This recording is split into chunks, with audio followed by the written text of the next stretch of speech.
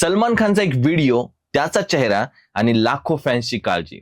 सलमानचा एक व्हिडिओ परत व्हायरल झालाय आणि प्रश्न एकच, भाईजान ठीक तर आहेत ना? पण खरी गोष्ट यापेक्षा फार मोठी आहे. आज मी तुम्हाला सांगणार आहे खरी गोष्ट. ट्रायजेमिनियल न्यूरोजिया म्हणजेच नक्की काय आणि सलमाननी काय काय सहन केलंय. काही दिवसांपूर्वी मुंबईतल्या एसआरएच्या एका कार्यक्रमात सलमान खान दिसला. लोकांनी त्याला बघितलं, त्याचा चेहरा सुकलेला, वजन कमी झालेलं, चालणं पण जरा हळूच. तेव्हा सगळीकडे चर्चा सुरू झाली, सलमान खान ठीक तर आहे ना? हा प्रश्न सगळीकडे फिरायला लागला. नंतर सलमाननी स्वतः इंस्टाग्रामवर एक फोटो टाकला आणि नेहमीसारखं आपलं कॅप्शन टाकलं की आप लोगों की तब्येत कैसी है. लोकांना वाटलं की हाच त्याचा जवाब असेल. अजून तर सलमानने तसं ऑफिशियली काही सांगितलेलं नाहीये, परंतु त्याचा एक जुना व्हिडिओ समोर आलाय ट्रायजेमिनियल न्यूरोजिया बद्दल.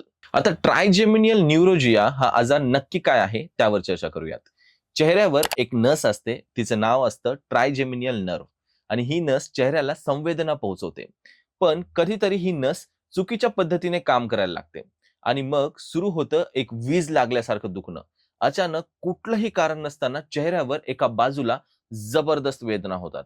डॉक्टर सांगतात की ही वेदना इतकी तीव्र असते ना की काही लोक टोकाचं पाऊल उचलतात. सलमान खाननी स्वतः too much with Kajol and twinkle या शो मध्ये ही गोष्ट सांगितली होती. त्याने सांगितलं की 7.5 वर्ष हा त्रास त्याने सहन केलाय आणि तो म्हणाला की सगळ्यात मोठ्या शत्रूला देखील हा त्रास व्हायला नको. विशेष म्हणजे याची सुरुवात झाली 2007च्या पार्टनर या सिनेमाच्या सेटवर. लारा दत्तांनी सलमानच्या चेहऱ्यावरची एक बट बाजूला केली आणि सलमान म्हणाला, वा लारा, इलेक्ट्रिफाईंग. तेव्हापासून सुरू झालं हे दुखणं.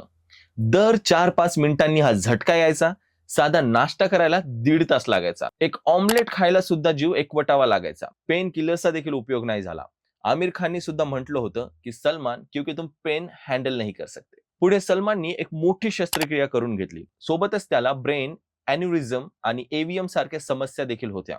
पण तरीही शूटिंगच्या सेटवर त्याने कधीच या गोष्टीची कंप्लेन केली नाही. सलमान खान म्हणाला की पडद्यावर आपल्याला असं सबटायटल नाही टाकता येत की आमचा इथे ऍक्टर आजारी आहे म्हणून हा शॉट खराब झालाय.